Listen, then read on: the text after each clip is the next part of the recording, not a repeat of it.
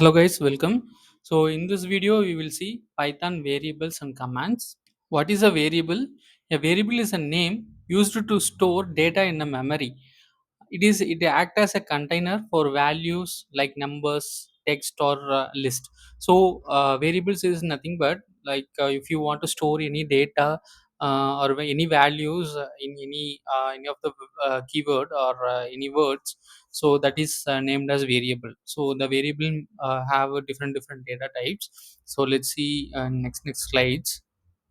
Variable naming rules. So if you are declaring any variable name, that has some rules, that is like start with the letter or underscore.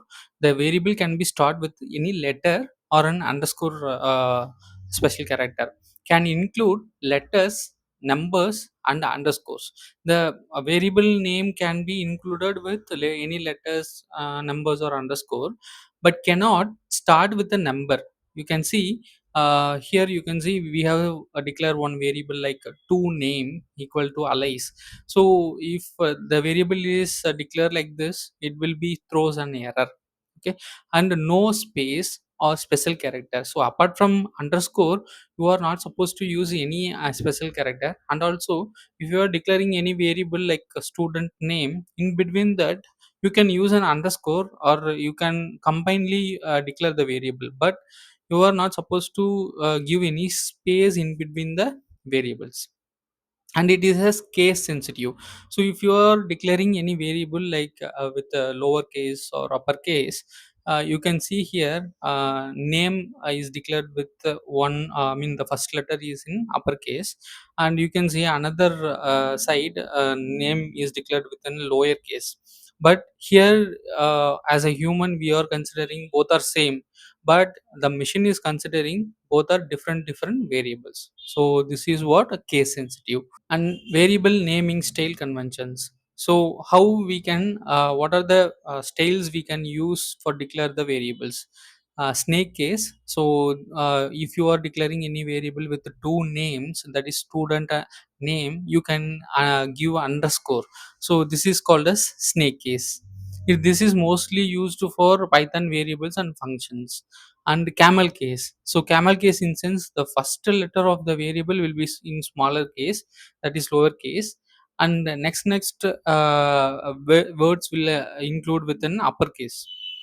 So these are most commonly used for JavaScript variables, but in Python also we can declare. And what is I mean, we can also, there was an Pascal case. The Pascal case is starts with an uppercase of the letter. The starting letter will be in the uppercase, and the name, the next word is also in the uppercase. So these are mostly used for the Python class names. And you can use all the letters in uppercase. This is for a constant. Like if you are declaring any pi values, you can see in the below example, pi value is equal to 3.14, I mean 14159. So this is called as a constant value. So like this, if you want to declare any values, you can use in all the letters in the uppercase. Kebab case. The kebab case is like you can use like a student hyphen name, but it is an invalid, like invalid in Python. So this kind of case you are unable to use in Python. Dynamic typing. So Python automatically detects the variable types. You don't need to declare any type manually. That is, so if you are declaring any variable, so you are not I mean, you are not supposed to declare any variable type. So it is a string or int or float or a boolean or like that, you are not supposed to declare it. So if you have given any values, based on the value, the variable will declare, I mean, automatically detect the data type of that variable, I mean the value. Okay, so if you are first, if you have declared x is equal to 5, and it initially it will declare as an integer value. And then again, for the same variable you are declaring x is equal to the string value of 5, is it is automatically change its data type into a string. Okay, so this is the specialty of Python variables. And coming to the commands, commands are used to explain code and make it readable. So they are ignored by the Python interpreter. That is what. So if you are declaring any function or a class, or if you are writing any module, you can give commands like so what is the use case of this module, what is the use case of this function or a class. So like that you can use these commands. So if you are giving the hash commands or a triple quotes commands, so it will automatically neglected by the Python interpreter. It won't run in the interpreter. So what is the use of single line command and multi-line commands? So if you are using any single line commands, like if you are declaring any functions, there you can give a single line of description about the function, okay.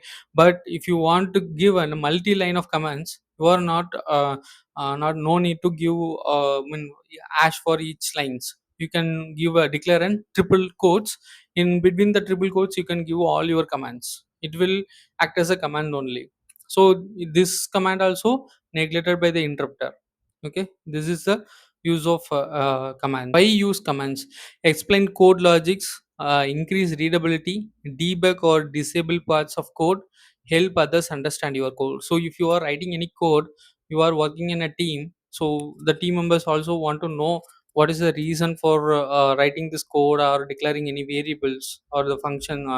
If you have created a one function, so what is the use case of the function. So all those can be described in the commands. So if any user, any developer is coming to visit your repo, so they can easily understand by reading your command. So explain code logic. Command help describe what a specific part of the code does, making it easier to understand the purpose of each sections. So you can give, whether the developer can give the commands in the top only. It's not right like that. So if you are giving any, so you are making any changes in between of the some others code, you can give your command like this is changed by me, and this is what the reason of changing it. Like that you can give the command.